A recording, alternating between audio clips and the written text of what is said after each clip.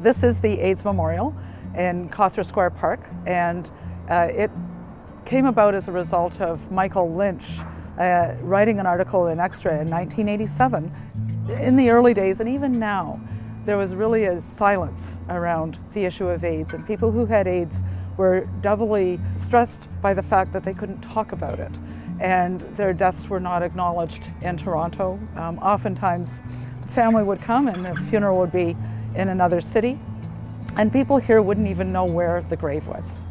So it was a terrible time, and a terrible time for people grieving with no place to connect.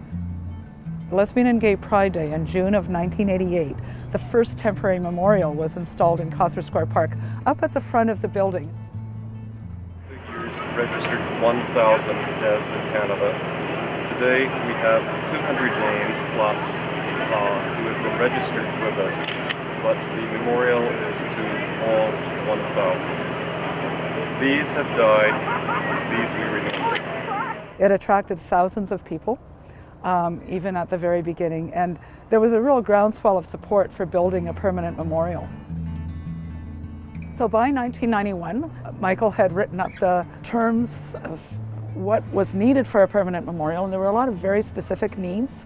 One was that all of the names that people wanted to add should be able to be added at any time.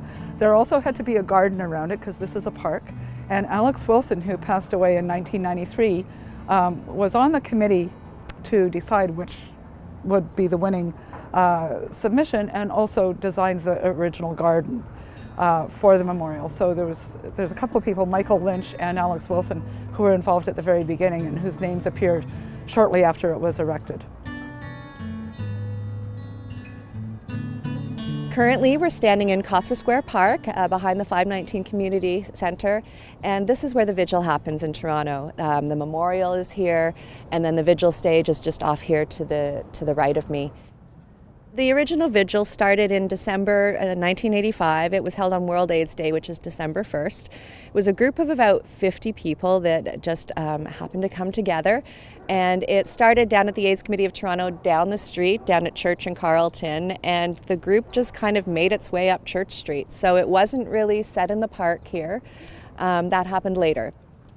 The vigil is an hour-long event starting at 9 o'clock because it's a candlelight vigil, so we want to do it right at dusk as it's getting dark.